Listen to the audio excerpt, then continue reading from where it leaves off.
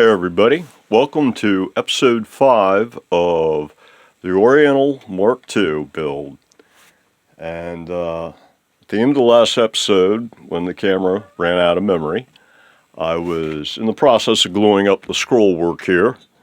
And that's all on now. And while I was doing that, I actually spilled a drop of CA glue on the finish. Right there, and I had to, you can see what's left of it right there. First I tried naphtha tissue, and that got off just a little bit, and then I resorted to, I put them away already, micro mesh pads. I started at 2,500 and ran through the grits all the way up to 12,000. And then I went for a little polishing compound on a bit of tissue just by hand. And then wax, and then finally oil. Got it almost gone. I mean, if you know it's there, you can tell. And there's a little bit of a difference in the sheen level and the smoothness right in this area where I tried to clean it up. But I think I might have got some compound on the edge of this thing too, so. But anyway, yeah, so the next thing is the pickup. So, slap this guy on, straight edge on the fret plane, drop this guy down and take a reading, and survey says we're at about 30 millimeters to the fret plane at the bridge pickup position, and our pickup is about 19 thick. Yeah, that's still zeroed. And so 30, 19, need about 11 mil worth of shim.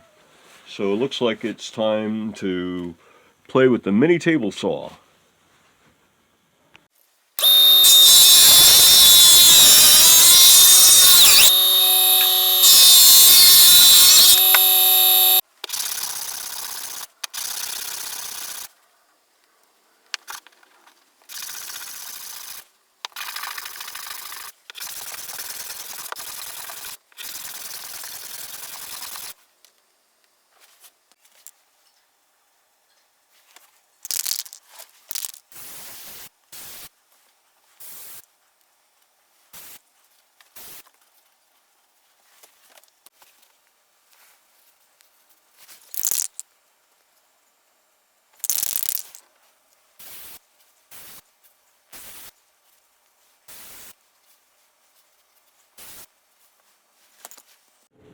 Okay, spacer block for the pickup is out of the paint shop, and it got one coat of flat black followed by one coat of gloss enamel, and it looks good, so I think it's ready to go.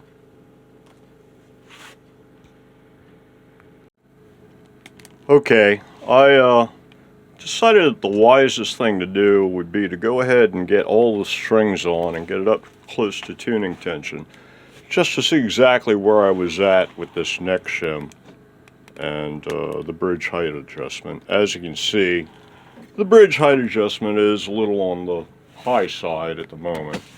Let me get the camera down there.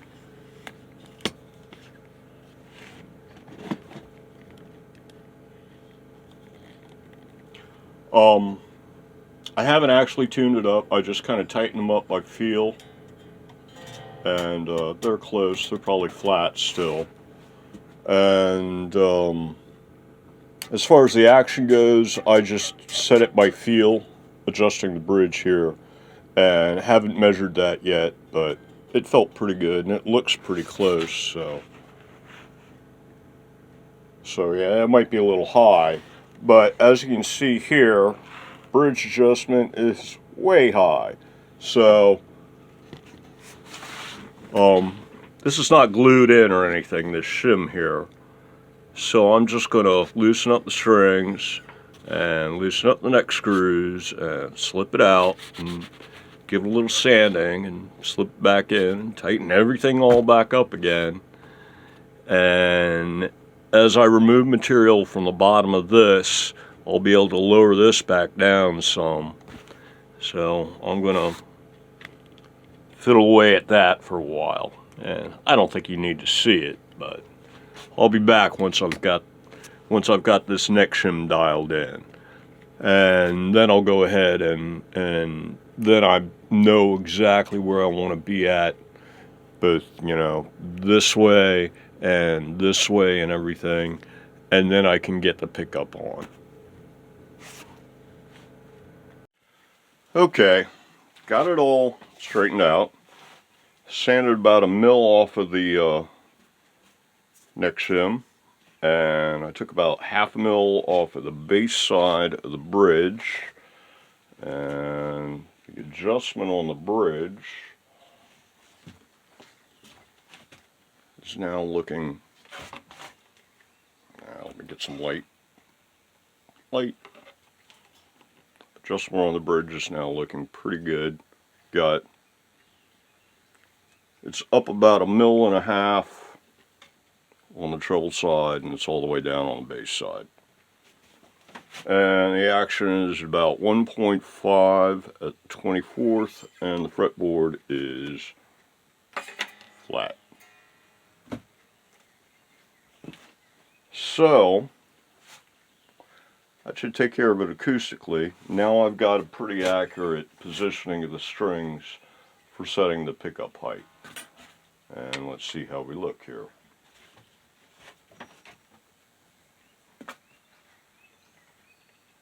And we might be too tall. Yep, we're too tall. I'm going to have to take this down some now. So, back to sanding. Sand the bridge for clearance. Actually, I might do it on the table. Nah, that's awfully thin for the table saw. I got to take a couple mil off of this thing. Maybe even almost cut it in half. Okay. Used a bit of 60 grit here. And sanded the spacer down from 11 millimeters to 7 millimeters. And now when you fret it at the 24th, clearance between the string and the pickup, let go, is about 2 millimeters. So it should be good. I was going to leave it a little bit higher, but I was worried about magnetic buzz, even though this thing, I mean, like a quad rail, you can pick it up like this and it'll stay stuck to the strings because the magnets are so strong. But I was thinking I had it up almost 1 mil closer, and it's still cleared for as far as like room for the strings to flop around. But I was afraid of magnetic buzz, so I brought it down to here. So, time to glue it up.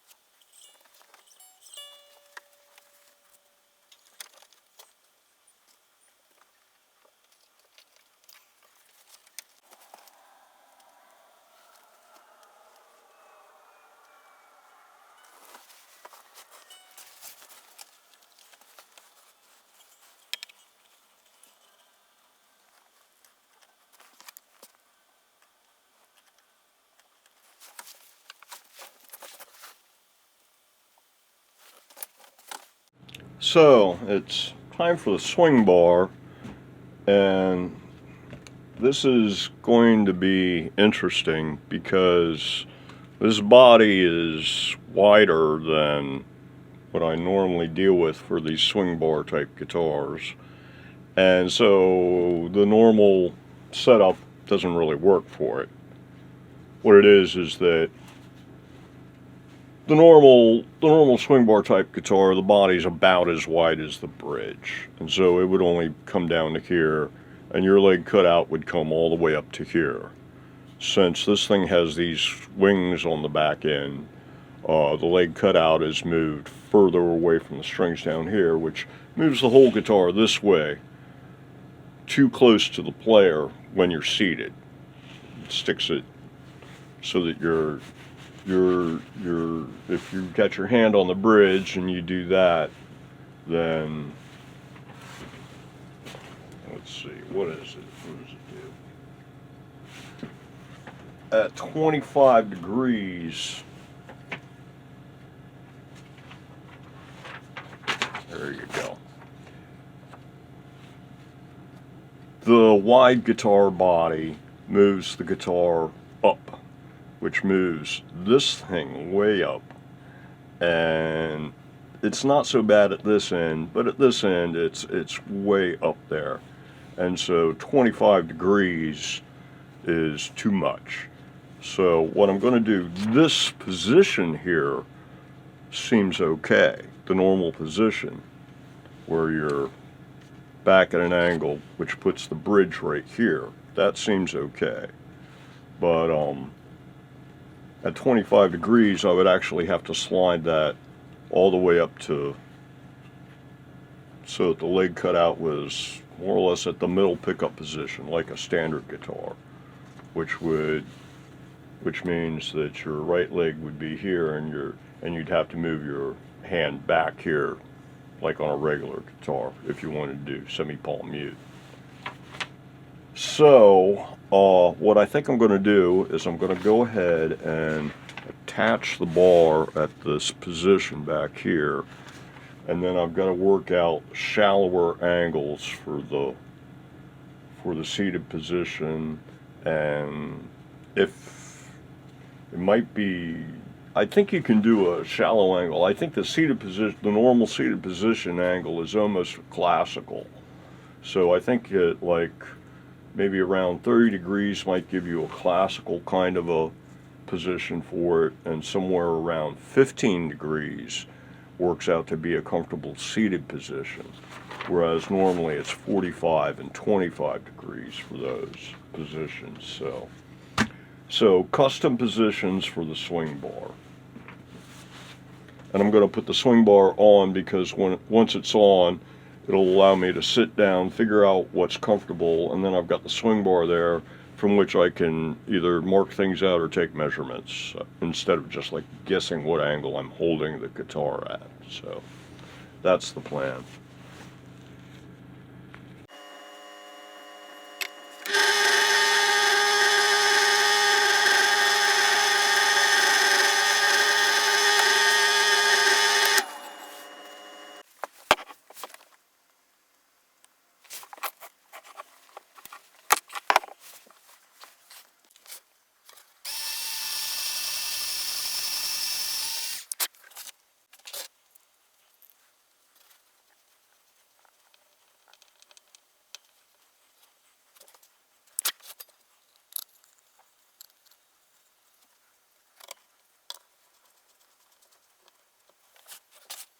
Okay, I got it figured out.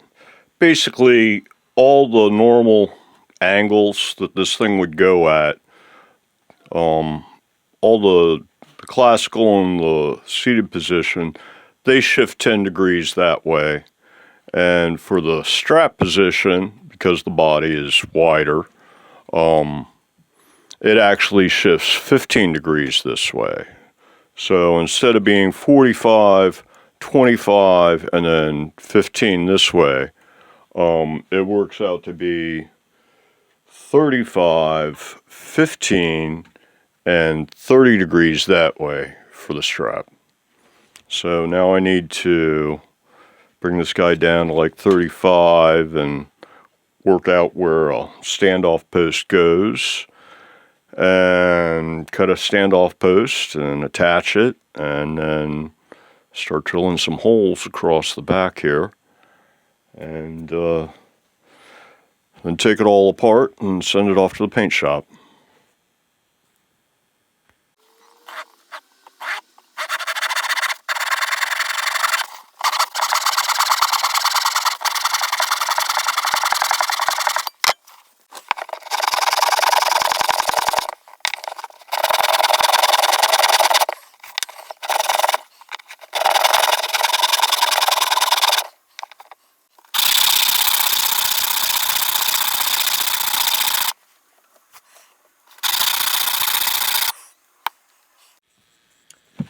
And there it is, cut, shaped, and sanded from a piece of spruce.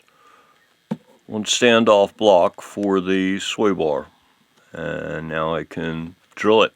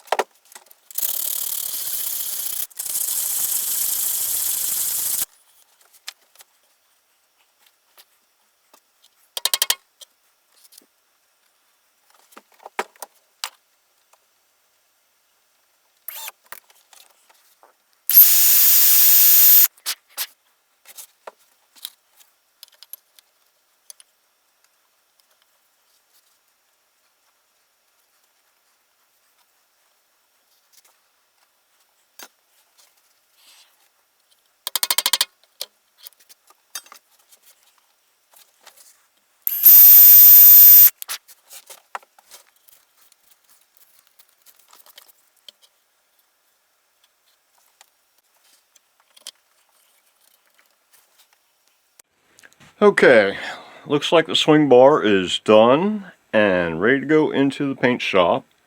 And that might be a good stopping point for this episode. I don't know how long it is, but the next step's going to be mounting the electronics, the EQ and the switches and that kind of stuff. And then wiring it up. And then the only thing after that is once this thing comes out of the paint shop, putting it back on and putting on the strap and strap locks. And then a sound test. So, like I said, I think this is a good stopping place for this episode. So until the next one, everybody, have a good one.